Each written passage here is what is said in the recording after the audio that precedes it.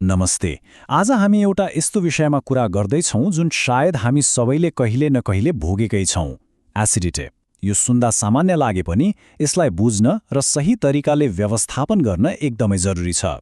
ल, सुरु गरौँ न त यो के हो र यसलाई कसरी समाधान गर्ने भनेर। कहिलेकाहीँ खाना खाइसकेपछि अलि पछि पेटको माथिल्लो भागमा कस्तो जलन भएको पोलेको जस्तो अनुभव हुन्छ। यो एकदमै कमन तर साह्रै अप्ठ्यारो अनुभव हो नि होइन। अनि कहिलेकाहीँ त त्यो जलन पेटमा मात्रै बस्दैन, बढेर छातीसम्म आइपुग्छ, होइन त? यस्तो लाग्छ कि केही तातो कुरा घाँटीतिर सर्लक्क सर्दैछ। यदि यस्तो भइरहेको छ भने तपाईँ एक्लो हुनुहुन्न।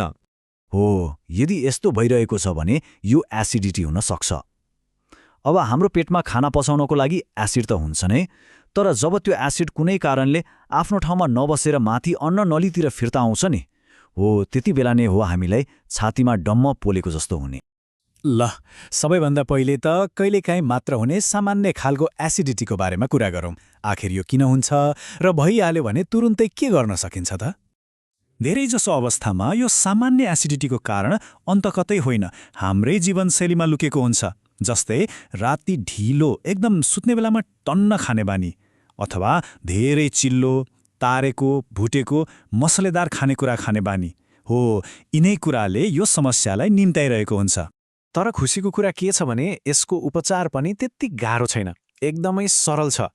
बजारमा पाइने एन्टासिड सिरप वा चक्कीहरूले तुरन्तै राहत दिन सक्छन्। अनि जीवनशैलीमा सानो परिवर्तन, जस्तै एकैपटक धेरै खानुको सट्टा थोरै थोरै गरेर दिनमा धेरै पटक खाने अनि प्रशस्त पानी पिउने, यति गर्दा पनि यसलाई धेरै हदसम्म नियन्त्रण गर्न सकिन्छ।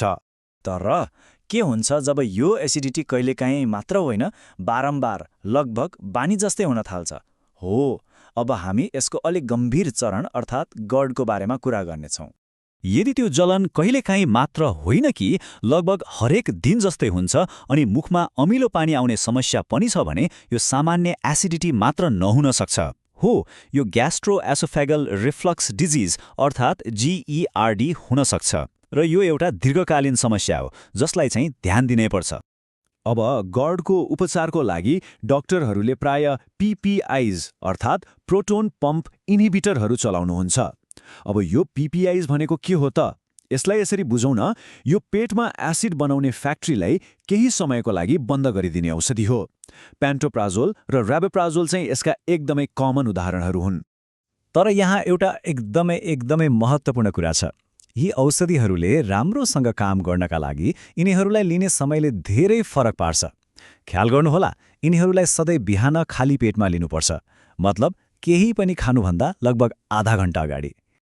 एसिडिटीको कुरा गर्दा कहिलेकाहीँ यससँगै अरू पाचन सम्बन्धी समस्याहरू पनि जोडिएर आउँछन्। ल, अब हामी त्यस्तै केही लक्षणहरू जस्तै ग्यास भरिने, पेट फुल्ने र वाकवाकी लाग्ने बारेमा कुरा गरौँ। यदि एसिडिटीसँगै ग्यास भरिने वा पेट डम्म फुल्ने समस्या छ भने सिमेटिकोन र एन्टासिड मिसाइएको औषधिले राहत दिन सक्छ। अनि अर्को कुरा, सोडा वा यस्तै अन्य ग्यास भएको पेय पदार्थहरूबाट टाढै बस्नु एकदमै फाइदाजनक हुन्छ। कहिलेकाहीँ त एसिडिटी यति धेरै बढ्छ कि वाकवाकी लाग्ने वा उल्टी नै हुने अवस्था आउँछ। यस्तो अवस्थामा डाक्टरले PPI जस्तै पेन्टोप्राजोल सँगसँगै वाकवाकी रोक्ने औषधि डोम्पेरिडोन पनि दिन सक्नुहुन्छ। तर यहाँ एउटा कुरामा विशेष ध्यान दिनुपर्छ। वाकवाकी रोक्ने औषधिहरू, खास गरी जुन अरू औषधिसँग मिसाएर बनाइएको हुन्छ, त्यसलाई डाक्टरको सल्लाह बिना लामो समयसम्म कहिल्यै पनि प्रयोग गर्नु हुँदैन। यो एकदमै ख्याल गर्नुपर्ने कुरा हो। ल, अहिलेसम्म हामीले के गर्ने भन्ने कुरा गर्यौँ। अब केही सामान्य गल्तीहरू र ती चेतावनीका सङ्केतहरूको बारेमा कुरा गरौँ जसलाई चाहिँ कहिले पनि बेवास्ता गर्नु हुँदैन। हेर्नुहोस्, एउटा एकदमै कमन गल्ती के हो भने धेरैले अलिकति अप्ठ्यारो हुने बित्तिकै कारण नै नबुझी दिनदिनै PPI औषधिहरू खाने गर्छन्। यसो गर्नु हुँदैन। सधैँ डाक्टरको सल्लाह लिएर मात्र खानुपर्छ। त्यसै गरी राति सुत्नु अघि एकदमै भारी खाना खानु यो पनि अर्को गल्ती हो। बरु साँझको खाना हल्का राख्दा धेरै फरक पर्छ। सामान्यतया एसिडिटीलाई घरमै व्यवस्थापन गर्न सकिन्छ, तर कहिलेकाहीँ यो गम्भीर स्वास्थ्य समस्याको सङ्केत पनि हुन सक्छ। त्यसो भए प्रश्न आउँछ, कुन अवस्थामा चाहिँ यो आपतकालीन अवस्था बन्छ? कहिले तुरुन्तै डाक्टर कहाँ जानुपर्छ त?